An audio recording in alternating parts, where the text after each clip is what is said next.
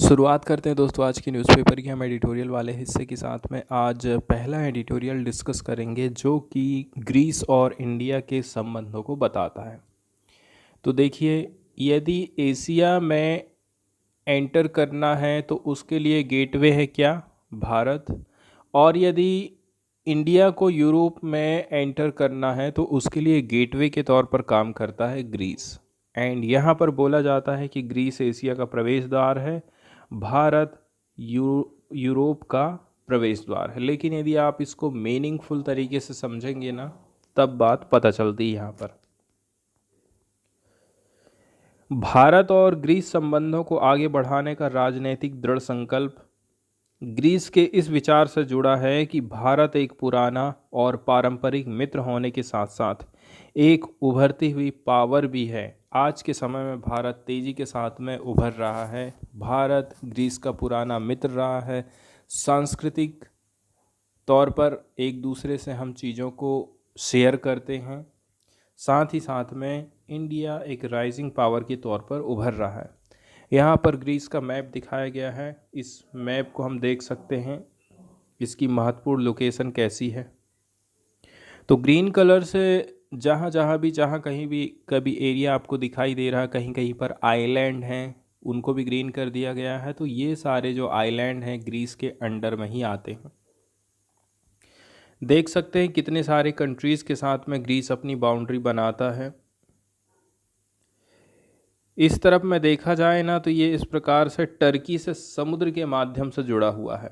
Land के माध्यम से देखें तो टर्की है, कुछ हिस्सा इसका टर्की का है, कुछ हिस्सा लैंड के माध्यम से, और कुछ हिस्सा इसका जो है समुद्र के माध्यम से, मतलब एजियन सागर दोनों को अलग करता है, कनेक्ट करता है। फिर आ जाता है बुल्गारिया, मैसेडोनिया, अल्बानिया, ये इसके कुछ महत्वपूर्ण पड़ोसी देश हैं। और वहीं यदि हम समुद्र की बात करें तो आयोनियन सागर की लोकेशन किधर हो जाएगी? आप पूरा नॉर्थ वाला जो हिस्सा है एंड नॉर्थ वाला हिस्सा, साउथ वाला हिस्सा और इसका जो वेस्टर्न वाला हिस्सा है, इधर आपको आयोनियन सागर देखने को मिलेगा। यदि हम इसके पूर्वी हिस्से की तरफ में जाते हैं तो एजियन सागर पड़ता है। यदि हम और नीचे आएंगे तो सी ऑफ क्रेटे पड़ता है। क्रेटे सागर ग्रीस के साउथ वाले हिस्से की तरफ में लोकेटेड है। तो ये तो है इसकी स्ट्रेटजिक लोकेशन, जिसके चलते चलते भी ग्रीस महत्वपूर्ण हो जाता है। तो अभी हाल फिलहाल में देखा जाए, ग्रीक के प्राइम मिनिस्टर क्या नाम है इनका? Kyriakos Mitsotakis.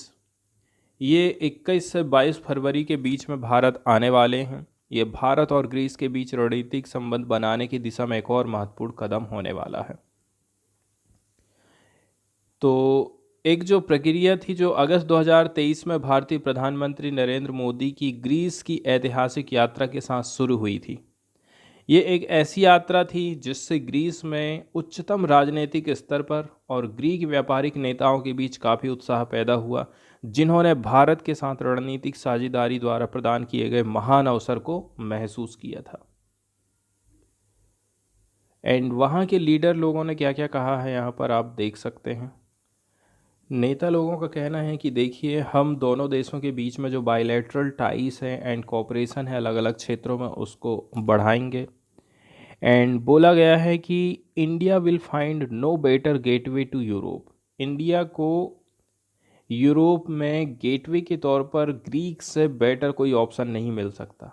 और ग्रीस के लिए भी यही बात है। एशिया में यदि आपको एंटर करना है तो भारत से बेहतर तरीका और भी कोई नहीं हो सकता है।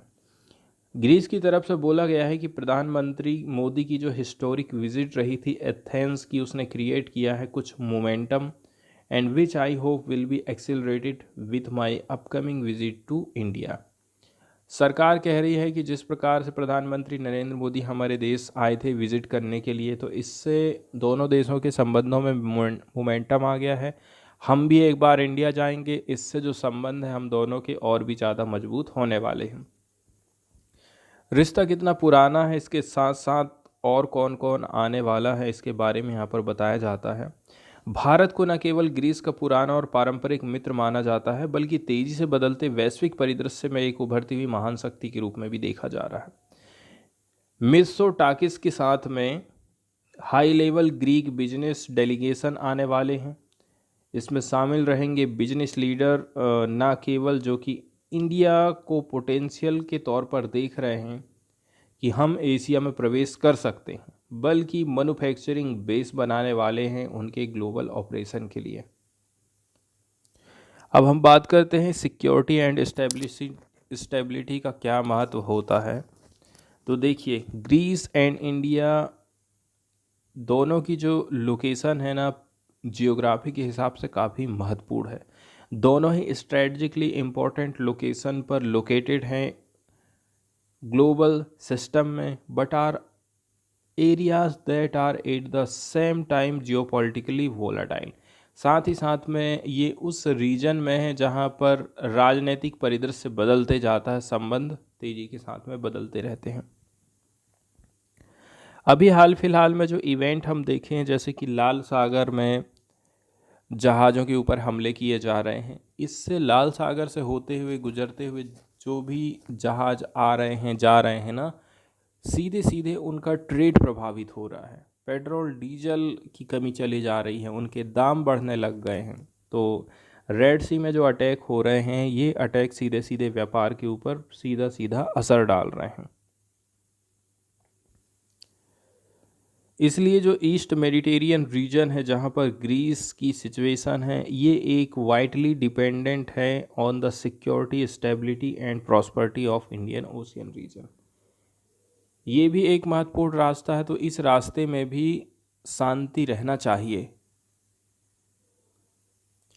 पहले नंबर में हम बात करेंगे कि कौन कौन से क्षेत्र हैं जहाँ पर अलग अलग लेवल पर कोऑपरेशन का काम जारी है। Bilateral, strategic, military and business cooperation की बात करें तो दोनों ही जो है साल दर साल अपने जो संबंध हैं उनको स्ट्रेटजिक रिलेशनशिप में, मिलिट्री रिलेशनशिप में, बिजनेस कोऑपरेशन में तेज़ी के साथ में आगे बढ़ा रहे हैं। Indian navy and Indian air force की तरफ से जॉइंट एक्सरसाइज कराई जा रही हैं ग्रीक आर्म फोर्सेस के साथ में, and reciprocal exercise plan for time to time. And इसके विपरीत भी जो है एक्सरसाइज है ना, वो टाइम टू टाइम कंडक्ट कराने की बात यहाँ पर करी जाती है। बिजनेस क्षेत्र में बात करें, ये दोनों एक दूसरे को देख भी रहे हैं। उदाहरण के लिए एक भारतीय निर्माण कंपनी क्रेते द्वीप पर एक नई हवाई अड्डे के निर्माण में एक प्रमुख यूनानी निर्माण कंपनी के साथ शामिल है। क्रेटे द्वीप में, ठीक है, यहाँ पर हमारी जो कंपनी है वहाँ की कंपनी के साथ में मिलकर के काम कर रही है और यहाँ पर एक हवाई अड्डा बनाया जाएगा। इसके अलावा जो इंडियन बिजनेस फैमिली है, इन्होंने मेजर इन्वेस्टमेंट किया है सेवरल कंपनीज के तौर पर फूड बिजनेस में ग्रीस में। Mid size Indian shipping company ने ऑलरेडी ओपन किया है एक ब्रोकरेज फर्म, कहाँ पर, एथेंस में, and looks to become a key player in the transatlantic shipping market. और एक प्रकार से देखा जाए जो north transatlantic shipping market है, इसमें ये लोग काफ़ी महत्वपूर्ण योगदान देने वाले हैं। इसके अलावा यदि हम और भी कुछ रिलेशनशिप की बात करें तो 5वें नंबर में बताया जाता है कि काफ़ी बड़े बड़े बैंक ग्रीस में टाई अप हैं मेजर इंडियन फाइनेंशियल इंस्टीट्यूशंस के साथ में, ताकि ये लोग भी म्यूचुअल फंड के प्रोडक्ट बेच सकें ग्लोबली। एंड ये भी काफ़ी इंटरेस्टिंग करने वाली बात यह है, ग्रीस के जो most important long term foreign investor रहे हैं वो कौन हैं? वो हैं इंडियन कैनेडियन बिलियनरीज प्रेम वास्ता, founder and CEO of the Fairfax financial holding. कुल मिलाकर के यहाँ पर ज़्यादातर जो इन्वेस्ट करने वाले लोग हैं इंडियन कैनेडियन मूल के ये लोग माने जा रहे हैं। मिस्टर वास्ता के बारे में बोला जाता है कि वो हमेशा ये बोलते रहते हैं, ग्रीस ग्रीस के बारे में उनका क्या कहना है? ग्रीस अभी भी निवेश करने के लिए सबसे अच्छा यूरोपीय कंट्री है। दोनों देशों के ज्ञान के साथ में वो ग्रीक भारतीय व्यापार सहयोग के लगातार प्रवर्तक रहे हैं। लेकिन सवाल ये है कि क्या ये काफ़ी है, कुछ और करने की ज़रूरत है कि नहीं है। आगे हम बात करते हैं मित्सोटाकिस सरकार द्वारा कुछ आर्थिक सुधार किए गए थे उनके बारे में। पिछले 5 वर्षों में ग्रीक इकोनॉमी को अधिक टिकाऊ विकास पथ की तरफ हम लेके जा रहे हैं। ग्रीक इकोनॉमी जो है और भी ज़्यादा सस्टेनेबल ग्रोथ के रास्ते पर चल रही है। And as a Greek position itself as the reliable eastern flank of the European Union. ये अपने आप में यूरोपियन यूनियन, ठीक है, and North Atlantic Treaty Organization, eastern Mediterranean में खुद को अपने एक हिस्से के रूप में स्थापित कर रहा है। इसके साथ ही साथ में बोला जा रहा है इसकी जो डिफेंस इंडस्ट्री हैं वो कुछ चीज़ों का निर्माण कर रही हैं। काय का idea of constructing India middle east Europe economic corridor का, जो कि अभी इसका जो विचार है पूरी दुनिया भर में प्रमुखता से चल रहा है। और यहाँ पर आप मैप के माध्यम से देख सकते हैं India middle east Europe corridor है, जो कि चाइना का बेल्ट एंड रोड इनिशिएटिव को काउंटर करने के लिए बनाया गया है। कौन कौन से देश इससे कनेक्ट होने वाले हैं? इंडिया से यूएई जाएंगे। यूएई का अल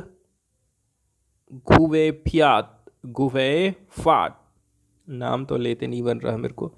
सऊदी अरब में है हरदा, वो कनेक्ट होगा। सऊदी अरब का रियाद कनेक्ट होगा। इसके बाद सऊदी अरब का अल हदीता, इजराइल का हाइफा, ग्रीस का पियारस। ये इतने सारे महत्वपूर्ण सिटी, महत्वपूर्ण देश इससे कनेक्ट होने वाले हैं। इसके अलावा बोला जा रहा है कि ग्रीस स्ट्रॉन्ग सपोर्टर रहा है ईयू इंडिया रिलेशनशिप का, और आज के समय में वो काम कर रहा है ताकि ये इंश्योर किया जा सके कि European union India bilateral trade and investment agreement तेज़ी के साथ में संपन्न हो जाए, जो द्विपक्षीय आर्थिक संबंधों के लिए एक और उत्प्रेरक, आगे बढ़ाने वाला चीज़ होगा। यहाँ पर BTIA वर्ड यूज़ किया गया है, जिसका फुल फॉर्म आप देख सकते हैं कितने सारे कंट्रीज़ यहाँ पर कनेक्टेड हैं। इसका फुल फॉर्म क्या है? EU India bilateral trade and investment agreement. तो इसमें यूरोपियन यूनियन एंड इंडिया शामिल होने वाला है। यूरोपियन यूनियन, इसमें अलग अलग कलर से अलग अलग कंट्रीज दिखाए गए हैं, जैसे कि करेंट मेंबर डार्क ब्लू से, ऑफिशियल कैंडिडेट लाइट ब्लू से, वाइट कलर से रिकॉग्नाइज किया गया है as a potential candidate, and red colour से रिसेंटली डिपार्टेड, जो कि कहना चाहिए इससे निकल चुके हैं। एग्जाम्पल के तौर पर यूनाइटेड किंगडम की यहाँ पर बात करी जाती है। और भी कौन कौन से क्षेत्र हैं जहाँ पर काम करने की ज़रूरत है, जैसे कि and university student exchange programme हमको कराने की ज़रूरत है। ज़्यादा से ज़्यादा कल्चरल एक्सचेंज होना चाहिए, मोर मीडिया कोऑपरेशन की ज़रूरत है। एंड दोनों देशों के जो थिंक टैंक्स हैं उनको ज़रूरत है कि वो और भी ज़्यादा स्कॉलरशिप का निर्माण करें आपस में, and there definitely needs to be more travel link between two countries. साथ ही साथ में दोनों कंट्री को ये ध्यान रखना है कि हम ज़्यादा से ज़्यादा कैसे करके ट्रैवलिंग को आसान बना सकते हैं। ये तथ्य कि ग्रीस और भारत के राजनीतिक नेता कम समय सीमा के भीतर यात्राओं का आदान प्रदान कर रहे हैं, न केवल रिश्ते को आगे बढ़ाने के लिए उनके दृढ़ संकल्प को बता रहा है, बल्कि इस कार्य के लिए उनकी तत्परता को भी बता रहा है। इसलिए जल्दी जल्दी प्रधानमंत्री जा रहे हैं अपने देश के, कभी फिर उनके देश के यहाँ पर आ रहे हैं। इसके बाद वाला जो एडिटोरियल यहाँ पर हम डिस्कस करने वाले हैं, ये हमारे देश की इकोनॉमी से रिलेटेड है। काफ़ी महत्वपूर्ण ये आर्टिकल है, इसको हम ज़्यादा डिटेल में नहीं देखेंगे। इसमें बताया जा रहा है कि आज के समय में जो इंजीनियर लोग हैं सर्विस सेक्टर की तरफ में ज़्यादा रुझान कर रहे हैं। इंडियन इंजीनियर बीई करके सर्विस सेक्टर में ज़्यादा जा रहे हैं। सर्विस सेक्टर के अंतर्गत क्या क्या हो सकता है, बैंकिंग हो सकता है, रेलवे हो सकता है, ठीक है, यूपीएससी हो गया, पीएससी हो गया। इधर आजकल ये लोग ज़्यादा जाने लगे हैं, बैंकिंग वाला सेक्टर हो गया। सर्विस सेक्टर का मतलब ये है कि हम आपको कोई सेवा प्रोवाइड कर रहे हैं। एग्जाम्पल के तौर पर मैं आपको पढ़ा रहा हूँ, मैं आपको कोई प्रोडक्ट नहीं बेच रहा हूँ बना करके, ठीक है, जैसे खाना बना करके मैं नहीं बेच रहा हूँ, कोई प्रोडक्ट बना करके मैं नहीं बेच रहा हूँ, मैं खाली आपको पढ़ा रहा हूँ और पढ़ाने के बाद वो एक प्रकार से सेवा हो गई और आपसे पैसे ले रहा हूँ। तो सर्विस सेक्टर में आज के टाइम में इंजीनियर लोग क्यों जा रहे हैं, सर्विस सेक्टर कितना ज़्यादा रोज़गार हमको प्रोवाइड कर सकता है। और अभी के जो बच्चे पढ़ लिख कर के निकल रहे हैं आगे, उनके अंदर ऐसे कौन से स्किल डेवलप होना चाहिए ताकि सर्विस सेक्टर की वो ज़रूरतों को पूरी कर सकें, इसके ऊपर ये आर्टिकल लिखा गया है। कुल मिलाकर के आज के समय ऐसा चल रहा है, जो इंजीनियरिंग करके ग्रेजुएट निकल रहे हैं वो सर्विस सेक्टर इंडस्ट्री को चलाने का काम कर रहे हैं। तो एक ट्रेंड चल रहा है कि जो इंजीनियरिंग ग्रेजुएट्स हैं वो सर्विस सेक्टर की तरफ जा रहे हैं। वो किस बात को पॉइंट आउट करता है, वो बताता है evolving nature of job market को। वो आज के समय में बता रहा है कि जॉब का क्या मार्केट चल रहा है, फ्यूचर क्या चल रहा है, आप ये समझ लीजिए यहाँ से। यदि हम सर्विस सेक्टर की बात करें तो इकोनॉमिक सेक्टर 3 प्रकार से बांटे गए हैं, प्राथमिक, द्वितीयक और तीसरे नंबर में आ जाता है सर्विस सेक्टर। प्राथमिक सेक्टर के अंतर्गत कृषि, उत्खनन, जो कि रॉ मटेरियल को कहना चाहिए खोद रहे हैं, बना रहे हैं, रॉ मटेरियल दे रहे हैं हमको। अब यदि कोई इंडस्ट्री उसका यूज़ करने लग जाती है और उससे कोई चीज़ बनाती है तो वो सेकेंडरी सेक्टर के अंतर्गत आता है, द्वितीयक क्षेत्र के अंतर्गत आ जाता है, विनिर्माण वाले क्षेत्र के अंतर्गत आ जाता है। ये जो सेक्टर होता है ये हमें इनटेंजिबल गुड्स प्रोवाइड करता है, जैसे कि सर्विस देना, ऐसी चीज़ जो आपको दिखाई नहीं दे रही है। फाइनेंशियल सर्विस है, मैनेजमेंट कंसल्टेंसी है, telephony and IT sector, information technology sector है, ये सर्विस सेक्टर के गुड एग्जाम्पल माने जाते हैं। सर्विस सेक्टर के कंट्रीब्यूशन की बात करें तो आज के समय में हमारे देश की, पूरी दुनिया भर की अर्थव्यवस्था तेज़ी के साथ में बढ़ रही है और इस मामले में सर्विस सेक्टर एक महत्वपूर्ण प्लेयर के तौर पर उभरा है, जो भारत के जीवीए में 53% का योगदान देता है, जबकि इंडस्ट्री क्षेत्र कितना योगदान दे रहा है, 28% का योगदान दे रहा है। इंडिया के ग्रॉस वैल्यू एडेड सेक्टर में बात करें तो 53% कंट्रीब्यूशन सर्विस सेक्टर देता है।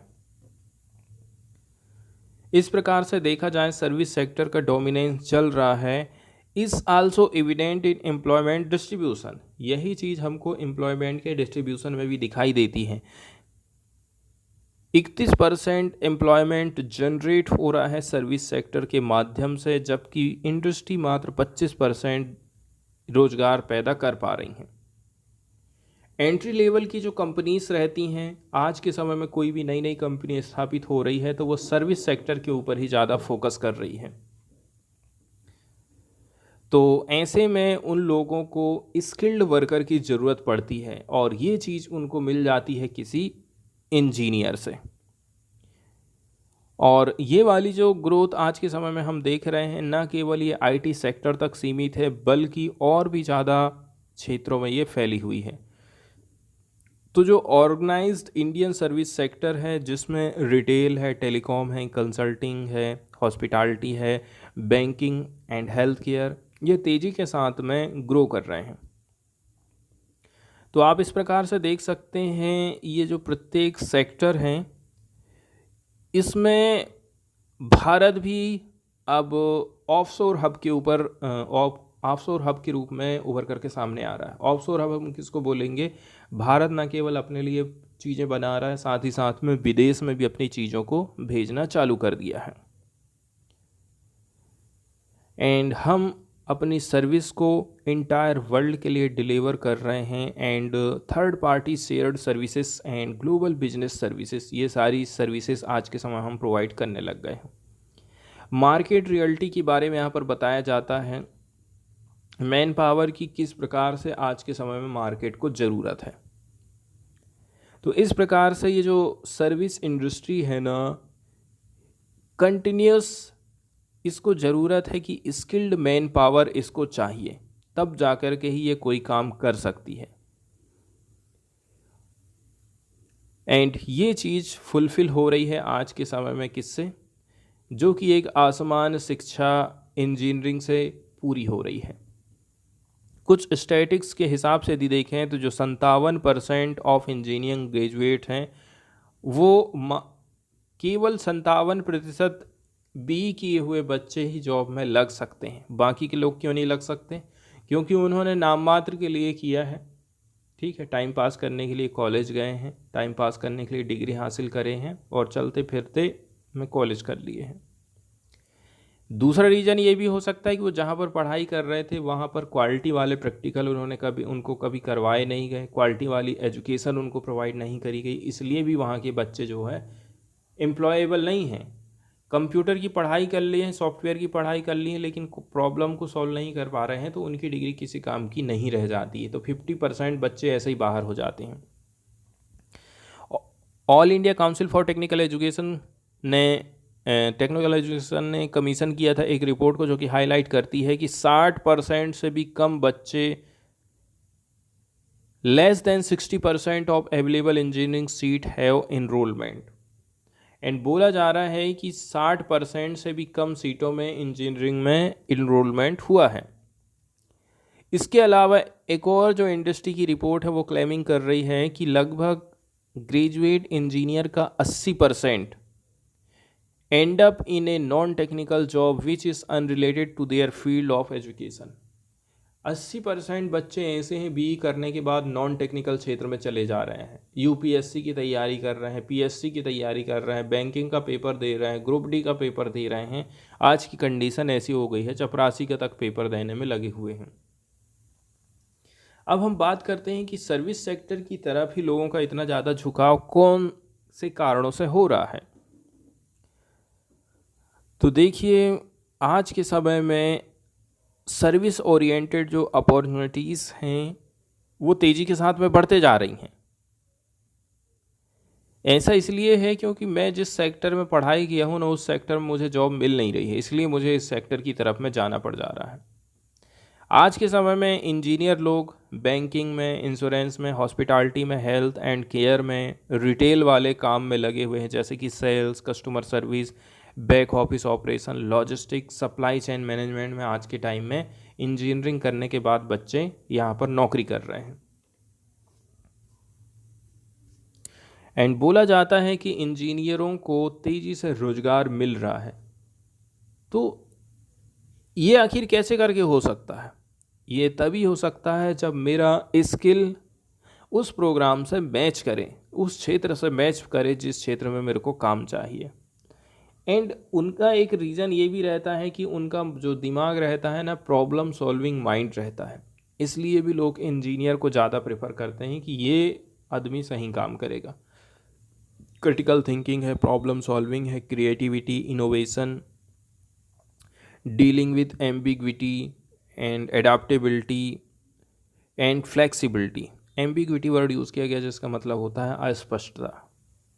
तो किसी भी कंपनी को, किसी भी संस्थान को ये सारे गुण चाहिए रहता है, और ये सब उनको इंजीनियरों में आसानी से मिल जाता है। अब हम बात करते हैं, अब तो इंजीनियर लोगों को नौकरी मिल जा रही है, लेकिन उन लोगों का क्या होगा जो इंजीनियरिंग की पढ़ाई नहीं कर रहे हैं। हर कोई इंजीनियर आज के समय में नहीं बन सकता है। तो ऐसे बच्चों में कौन कौन से गुण होना चाहिए, स्कूल में, कॉलेज में, यूनिवर्सिटी में हमें पढ़ाई कैसे करवाना चाहिए, इसके ऊपर हमें काफ़ी फोकस करने की ज़रूरत है। आज के समय में इंजीनियर लोग ट्रांजिशन हो रहे हैं किधर? सेल्स में, कस्टमर सर्विस में, फाइनेंस में, ठीक है, and wide variety of sector में ये लोग काम कर रहे हैं। तो ये चीज़ जोर देने वाली हो जाती है कि जो एजुकेशनल सिस्टम है उसमें कुछ चीज़ें हम और ऐड करें, उसको इस प्रकार से बनाएं कि वो सर्विस इंडस्ट्री की डिमांड को पूरा कर सके। उनकी जो अप्रोच है उसमें हमें सुधार करने की ज़रूरत है। करिकुलम का जो डिज़ाइन है, पेडागोजी है, पाठ्यक्रम में सबसे बड़ी सुधार की ज़रूरत है कि सर्विस ओरिएंटेड उसको हमें अब आगे बढ़ाना चाहिए। तो ये जो आर्टिकल लिखा गया है हमारे देश की इकोनॉमी को सर्विस सेक्टर के माध्यम से आगे ले जाने की बात करता है। आज के समय में जैसे कि मुझे पढ़ाई करना है, मुझे बैंकिंग की तैयारी करना है। बैंकिंग के लिए आपने कोई संस्था सुने हैं? आपने हेल्थ केयर एंड और हॉस्पिटैलिटी के बारे में सुने हैं? इसके लिए अलग से सेक्टर बना हुआ है, इस सेक्टर की पढ़ाई होती है और बच्चे इस सेक्टर में चले जाते हैं। इंजीनियरिंग सेक्टर की पढ़ाई बनी हुई है, लेकिन बहुत सारी चीज़ें ऐसी हैं जिनका सेक्टर उस सेक्टर के लिए सरकार ने पार्टिकुलरली संस्थाएं नहीं बनाई हैं। ठीक है, उन संस्थाओं को बनाने की सरकार को ज़रूरत है। आगे फिर स्किल एजुकेशन के ऊपर से राइटर फोकस करते हैं और कौन कौन से काम हैं जो कि हमें करना चाहिए। ठीक है, साथ ही साथ इसमें बताया जाता है कि कौन कौन सी ट्रेनिंग हमें लोगों को प्रोवाइड करना चाहिए, जैसे कि सर्विस मैनेजमेंट प्रिंसिपल है, प्रोसेस इम्प्रूवमेंट मेथोडोलॉजी जैसे कि lean six sigma, critical thinking framework की ट्रेनिंग मिलना चाहिए, एंड सर्विस प्रोसेस को कैसे करके आप ऑप्टिमाइज़ कर सकते हैं। ऑपरेशनल एफिशिएंसी के ऊपर काम करने की ज़रूरत है। जो कॉम्प्लेक्स चैलेंजेस हैं इनको कॉन्फिडेंस के साथ में बच्चे कैसे करके टैकल करेंगे, इन सब चीज़ों की ट्रेनिंग देने की हमें ज़रूरत है। एक बात यहाँ पर अच्छी ये बताई जाती है, देखिए ये जो सर्विस सेक्टर है ना, सर्विस सेक्टर से रिलेटेड यदि लड़कियाँ भी पढ़ाई करती हैं तो उनको उनका यौन उत्पीड़न होने का, सेक्सुअली हरासमेंट का, कुल मिलाकर के वो लोग फ्री होकर के काम कर सकते हैं सर्विस सेक्टर से रिलेटेड यदि वो पढ़ाई करती हैं।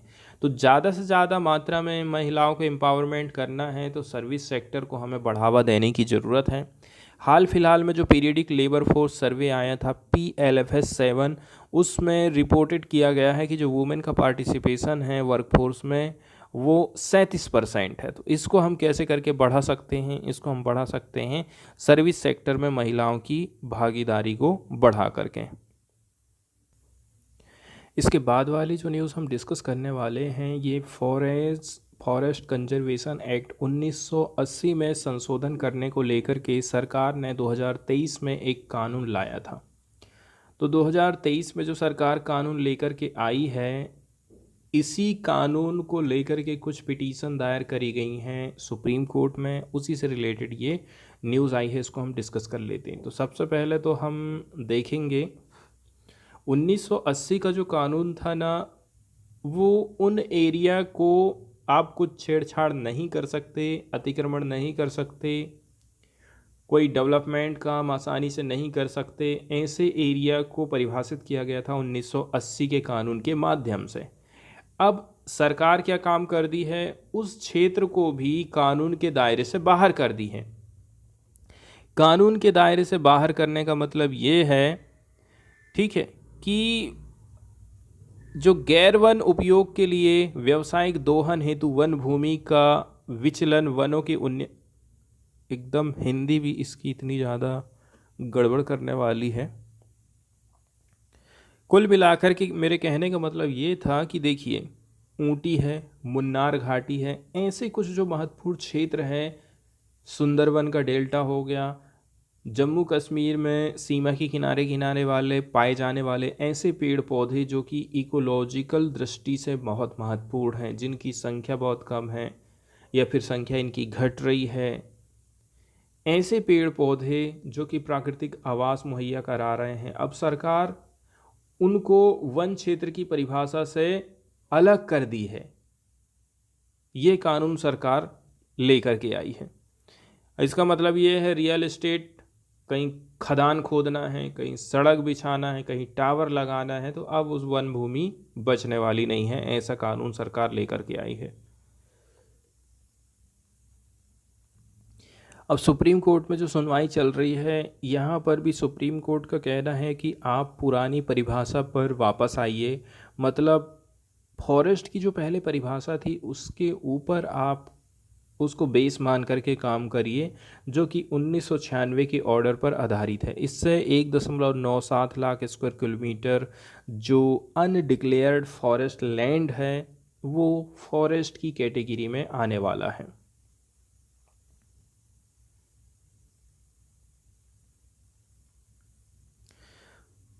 सुप्रीम कोर्ट ने मंडे के दिन एक सिग्निफिकेंट ऑर्डर दिया है एंड उन्होंने दिशा निर्देश जारी किया है कि जो expression forest will continue to have a broad and all-encompassing meaning for the time being and include 1.97 square kilometer of undeclared forest land।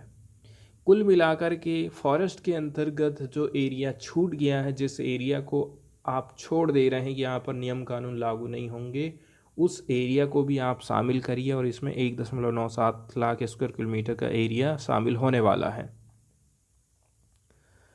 तो दो कानून को चैलेंज किया गया था यहाँ पर, 2023 का कानून, ठीक है, 2023 में जो हम कानून लाए थे 1980 के कानून को बदलने के लिए, इसको चैलेंज यहाँ पर किया गया है।